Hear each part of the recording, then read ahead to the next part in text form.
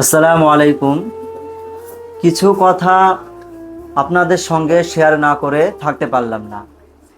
আমি কয়েকদিন আগে একজন অসহায় ব্যক্তিকে গোসল করিয়ে তার পোশাক, তার চুল, হাতের নখ কাটার পরে তাকে সুন্দরভাবে আমি পোশাকগুলো পরিয়ে দিয়েছি। কিছু ভাই এমন কমেন্ট করেছে, সেসব কথা আমি একা একা ভাবলে আমার নিজেরই খারাপ লাগছে। তাই আপনাদের সামনে আমি সেই কথাগুলো জানানোর জন্য এই ভিডিওটা আমি করলাম।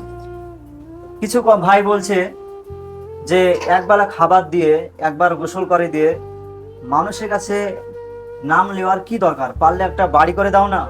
মেসেজটা দেখে খুব খারাপ লাগলো আমার। আপনাদের কেমন লাগবে আমি তা বলতে পারবো না। তো যে ভাই এই মেসেজটা করেছো তাকে আমি বলতে চাই যে সেরকম সামর্থ্য থাকলে আমার, অবশ্যই আমি তাকে এক খোপ ঘর এবং বাড়ি করে দিতাম। আমি তাকে যেহেতু তার পোশাক, তার শরীরের যে নোংরাগুলো আমি হাতের নখ, পায়ের নখ, মাথার চুল কেটে দিতে পারছি, যে মানুষ যে যাই বলুক আমি সেদিকে আমি কান করি না। যদি আপনারা অসহায় ব্যক্তিকে দেখতে পান অবশ্যই আমার এই নাম্বারে ফোন করবেন। আর যদি আপনাদের সামনে পড়ে আপনারা সহযোগিতা করার চেষ্টা করবেন। এ বলে আমি শেষ করছি। আসসালামু আলাইকুম।